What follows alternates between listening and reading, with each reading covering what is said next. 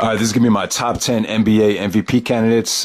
This is one of the best MVP races in a really long time. There were so many different guys that could have been number one. Legitimately, this was probably the toughest MVP race since 1989 when you have Magic, Barkley, and Jordan all competing for the number one spot. So just some honorable mentions. Isiah Thomas, the Boston Celtics, that trade really worked out for Boston, getting them into the playoffs, and a lot of it has to do with Isiah Thomas.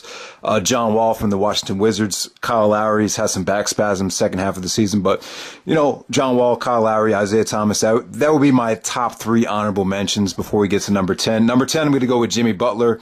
Arguably the most improved player of the year. Actually, I'll probably put Draymond Green as the most improved just because of what he's done for the Golden State Warriors. Best record in the league. But Jimmy Butler from the Bulls, one of the best two-way players, great defender. He's averaging about 20 points a game. With all the injuries the Bulls have had, obviously Jimmy Butler was their best player this year. Pau Gasol has been great, but I feel like Jimmy Butler has really definitely been their MVP. Made the All-Star team. Just one of the best athletes in the league as well. So Jimmy Butler at number 10. Number 9, I'm going to go with Kawhi Leonard, the NBA Finals MVP from the San Antonio Spurs. He had a really tough year injury-wise. He actually broke his hand. There's hand doctors saying that they don't know what's wrong with it. They haven't seen a hand this fucked up in about 40 years. So he's had he had a really tough season, but without him, the Spurs just weren't the same team. And then when he did come back, automatically they were the hottest team in the West. They easily could have been the second seed in the West, and a lot of it just had to do with Kawhi Leonard. His defense, his stealing, his even his offense has definitely improved. I think if the Spurs are going to win the championship, he needs to be more. Definitely needs to be more assertive offensively. Pop doesn't like ball stoppers, but I feel like there's going to come a time where he needs to be more selfish because the Spurs really need someone on offense to really carry the load right now because it's just not clicking for him. So I'll put Kawhi Leonard at number 9. Number 8, I'm going to go with Marc Gasol. So if we go back to the holidays, like around Thanksgiving, right before the Christmas season, I probably would have Marc Gasol at number 1 just because the Grizzlies got off to such a great start. If you remember last year when he went out with the sprained MCL, the Grizzlies definitely fell apart. But this year he's been healthy the whole year. The result is they're one of the best teams in the West. And you really can't, measure his effectiveness by numbers. Just him being on the floor and creating that, defensive presence in the middle, altering shots. I mean, he's just so big and he's a lot tougher than Pau. I think Pau's more skilled, but Marc is definitely more ruthless and more aggressive. So, definitely go with Marc Gasol, number 8. What kind of hurt him is when when Zach Randolph went down with the injury, Memphis lost a little bit of a lot of games, so that kind of hurt his chances. And his numbers just haven't been as consistent as they were in the first half of the year. At number 7, I'm going to go with LaMarcus Aldridge from the Portland Trailblazers. I definitely would have had Damian Lillard on this list before the All-Star break, but I feel like when Lillard didn't make the All-Star team, I felt like he started forcing the issue. He's been taking a lot of bad shots. Lillard took a lot of bad shots second half of the season. He really I don't know. He just hasn't been playing as smoothly as he was like back in December. But I feel like the most consistent guy from Portland was definitely LaMarcus Aldridge. It didn't matter if this guy had a broken thumb or whatever the case may be. He still went out there, put up big numbers. He's just been a scoring machine. He could shoot from anywhere on the court. He's pretty much unstoppable. You got to double team him. Memphis is doing a great job with him right now defensively in that series, but LaMarcus Aldridge is still good enough to be the number 7th MVP candidate, without a doubt. Number 6, I'm going to go with Chris Paul. CP3 had another stellar year. He's consistently in the mix for MVP candidates for almost 10 years now. Chris Paul probably should have won it in 2008, but this year Blake Griffin went down. So kind of like the opposite of last year when Chris Paul went down, Blake carried the load. But this year, Chris Paul really carried the load, really brought the best out of DeAndre Jordan. To me, it feels like he's even improved his shooting even more. He really can just shoot off the dribble, break anyone down. I was kind of worried at the beginning of the year that Chris Paul was showing signs of slowing down because he's been in the league for so long now, just playing against all these great point guards night in and night out. I felt like it was taking his toll on him, but he quietly got the Clippers, who a lot of people said was really lacking. Their bench and their perimeter play was really lacking. But the Clippers were still good enough to, almost finish with the second seed. If it wasn't for, Houston grabbing that second seed, they would have been number 2. And they got the home court advantage against the Spurs. So Chris Paul had a marvelous year considering the lack of bench and the injury to Blake Griffin. So I'll put Chris Paul at number 6.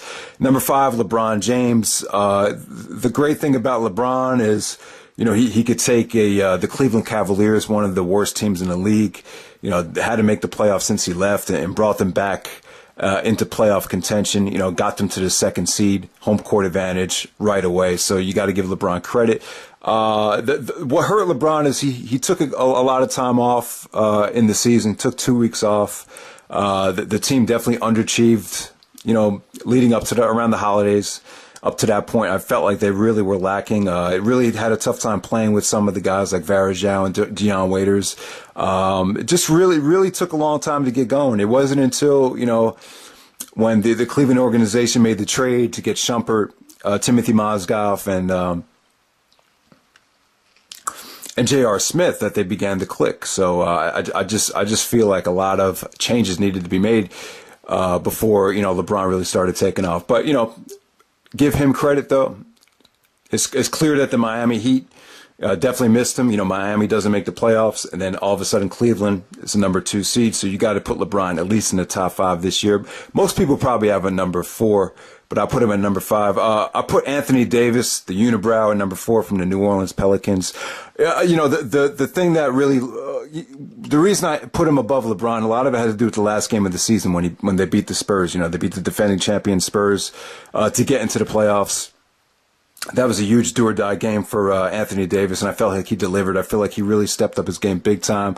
And, the whole summertime, working with Monty Williams and Team USA really, enhanced his game this summer. His shooting improved, his ball handling, just taking it to the hole. I mean, his defense was crazy. I mean, how many games have we seen this year where the guy basically got a quadruple double, 20 points, 10 rebounds, 10 assists. Some games he even got about 10 blocks. So he just put up phenomenal numbers. And New Orleans has, New Orleans, their guards have been just so inconsistent the last couple of years with staying healthy. Eric Gordon's had knee problems, chronic knee problems. Drew Holiday broke his leg. Tyreek's been in and out of the lineup. Ryan Anderson broke his back. He really hasn't been the same player since that situation. So New Orleans has just been really decimated. Their guards have been decimated, but Anthony Davis really carried the load and got them into the playoffs in probably one of the most difficult Western conferences that we've had so far. So I'll put Anthony Davis at number 4. Number 3, I'm going to go with James Harden. Once again, the theme of this is just injuries. Guys carrying teams because of injuries. Dwight Howard was out, most of the year. Houston really had a tough time with injuries. Patrick Beverley, their point guard, basically broke his wrist, needs surgery. So this has been so many different lineups that Houston's experimenting with, but the one constant has been James Harden. He's just been a scoring machine this year. Just probably the toughest guy to guard one-on-one. You've even seen guys like Evan Turner just give up trying to guard him. The degree of difficulty to stop James Harden one-on-one is just too much. But we'll see what he does in the playoffs now when you have to prepare for him. In a 7-game series, I think that definitely changes, and you'll probably see teams key in on him a little bit differently than you see in the regular season. But James Harden's been phenomenal. If you think James Harden's been the MVP, then I can't disagree with you. Number 2, I'm going to go with Steph Curry. He's probably going to win the MVP, best record on the best player on the best team in the league, 67-15. That's one of the best records in NBA history. That they have the same exact record as the 91-92 Chicago Bulls, who a lot of people thought they were going to win 70 games that year. So, but here's, Steph has definitely improved. Give him credit. I should have Klay Thompson as an MVP, honorable mention as well, because he's been phenomenal. Steph has definitely upgraded his game. You've seen him put in a lot of work during the summertime. He's become better defensively. His ball handling has even gotten better this season. Just seeing what he's done. He's been able to stay healthy. He hasn't had the issues with the ankles as he had in the past. So give him credit for that. Now, what hurts him, in my opinion, is I feel like he's got an amazing coaching staff, not just with Steve Kerr, but Alvin Gentry as well. But then, on top of that, They just got so many weapons. I mean, they don't just have the best shooter in the league, but they might have the second best shooter in the league in Klay Thompson. You got one of the best defenders in the league in Draymond Green and Andre Iguodala. You got one of the best big men in the league in Andrew Bogut. You got one of the best bench players coming off the bench in David Lee. I just think this team is just so good. It's just tough. And for this year, it's just tough to give it to Steph Curry for me because of what Russell Westbrook has done. And I know this sounds fucked up because OKC is not even going to make the playoffs, but I got to give it to Russell Westbrook. Once again, I'm going back to the injuries, but Kevin Durant had, he had an awful year.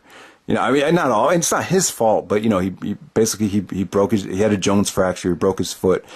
Basically only played 25 games. And when he did play, as soon as he came back, he hurt his ankle. So, Kevin Durant was basically non-existent this year. On top of that, Serge Ibaka goes down. So Russell Westbrook is basically playing with a whole bunch of new guys. They made a trade to get Ernest Cantor from the Utah Jazz. They brought in Dion Waiters, who LeBron James could not play with Dion Waiters. He didn't get along with him at all.